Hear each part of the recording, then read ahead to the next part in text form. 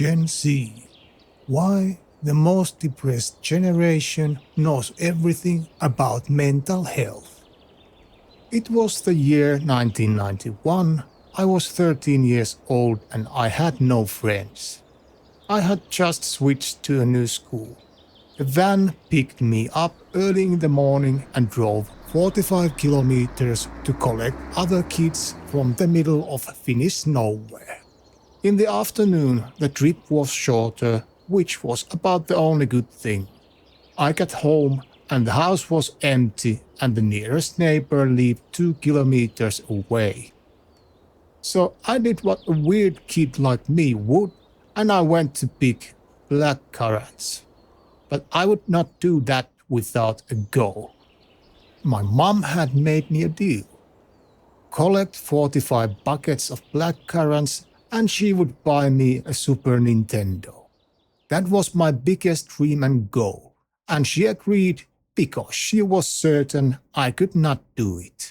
Every day after the school and every weekend I went to those bushes and I kept a list. Every bucket got a mark and it took painfully long, but when the list said 45, I walked up to my mom and showed her.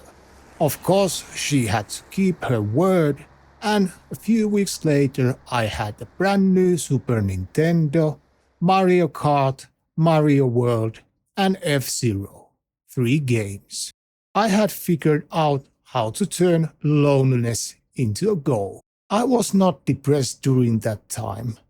Actually, I was quite happy in those bushes, even though the school sucked and I had no friends yet. I thought I was weird for that. The research says I was not. Kids born from 1997 onward, the ones who grew up with a smartphone in their hand before they grew up at all, are the most self-aware generation that has ever existed. This generation is also called Generation Z. They have words for things that people my age could not have named even if you paid us, and we had never even heard most of them. Attachment styles, trauma responses, and gaslighting. Half of the younger generation use clinical mental health language in everyday conversation.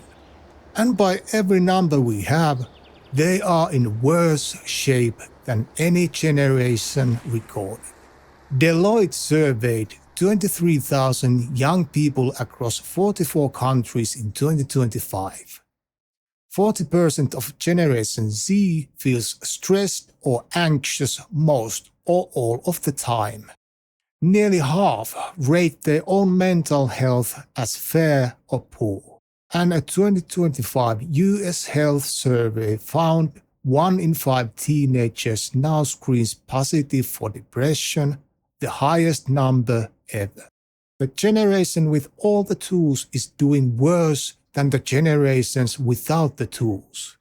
And we are supposed to believe the tools are helping, not according to numbers.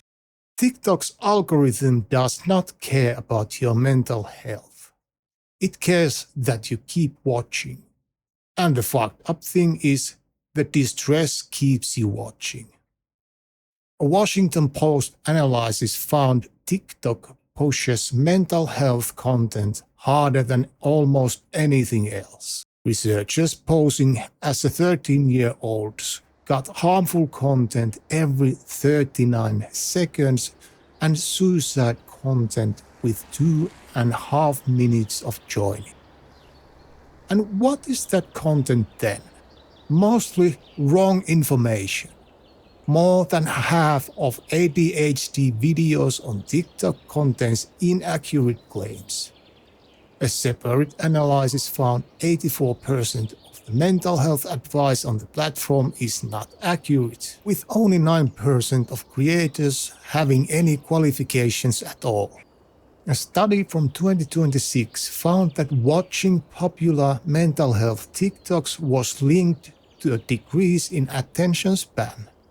The content is mostly bullshit and only makes things worse. The algorithm sees you watching anxiety content and then it shows you more anxiety content. What do you expect to happen? You watch, and then it shows you more. And 6 hours later, you have self-diagnosed with 4 conditions you found on your phone. After that, you are already using therapy language to describe the fact that your friend forgot to text back. They are literally gaslighting me. No, they are not. They just forgot to text you back. Half of Generation Z have used clinical terms to diagnose a friend or family member based on something they saw on social media. Harvard researchers found people are 5 to 11 times more likely to incorrectly self-diagnose than correctly identify a mental illness. 1 in 4 adults now suspects they have ADHD.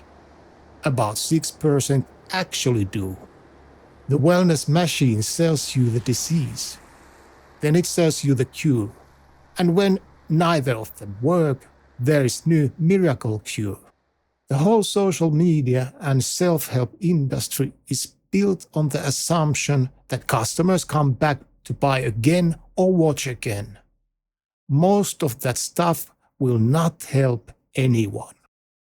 There was one interesting test at the University of Texas in 2025. They plugged mobile internet on people's phones for 2 weeks. Basically, no scrolling. The mental health improvements were bigger than what you normally see from antidepressant medication. 90% of the participants got better in at least one area. 2 weeks off the phone. Oxford psychologist Lucy Foulkes published something interesting in Nature Reviews Psychology. She called it the prevalence inflation hypothesis. That was a mouthful, and I will try to turn it into a human language now. It means mental health awareness campaigns are teaching people to read normal bad days as mental health disorders.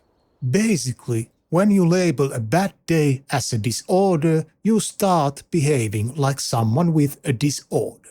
You avoid things that make you anxious, which makes you more anxious. The label itself becomes the disease. Foulkes gave a talk, and a parent came up afterward. This parent said her teenage daughter felt left out because she was the only one in her friend group who did not have anxiety or depression. Holy hell, and bucket of blackcurrants. This kid felt left out for being okay. And then there is a merchandise. Hoodies that say, "Hot girls take antidepressants. My anxiety is chronic, but my ass is iconic." Your diagnosis is your identity now, and the people selling you that identity need you to keep it. I was alone in the woods, and I was just fine. This was not because I was tough. In fact, I have always been extremely sensitive. My generation didn't have it harder, but it was different times. I was fine because I had something meaningful to do. You can laugh about my blackcurrant bushes and my goal of having a Super Nintendo.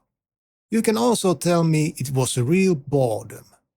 But because of that boredom, my brain had to figure out what to do next, because nobody else was going to decide it for me.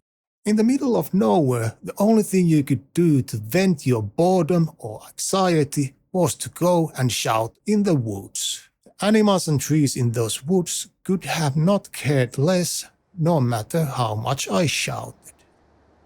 2009 study from Sussex University found that 6 minutes of reading anything, a book, a newspaper, it does not matter, cuts your stress by 68%. This is more than music, more than a walk, more than a tea. A chocolate company founded this study, which means even the people selling you comfort food admit that a book works better than a wellness app. The most useful thing anyone, young or old, can do right now is put the phone down and do something boring. Blackcurrant bushes worked for me just fine.